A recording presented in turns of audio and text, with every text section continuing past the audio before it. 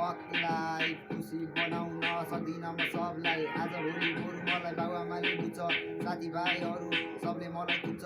यस्तो देख्दा फेरि मेरो मन लास्टै दुख्छ, मेरो कारणले लाग्छ आमा बाबु आँसु एक दिन सुक्छ। कसरी हेर्न सकुला र आमा आँखा अगाडि रोको, मेरो कारणले भएको शिर समाजमा झुको। कहिले पनि नदुखेको चित्त मेरै कारणले दुखो। रातको 12-1 बजे आउने गर्थे घर, त्यही पनि कति खुसी भएर भन्थिन् आमा बाबु तँलाई लाग्दैन डर। छैन केही कुराको भर, बाबाले भन्नुहुन्छ धेरै लाग्छ चिन्ता, त घर नआइपुगेसम्म लाग्दैन निन्द्रा।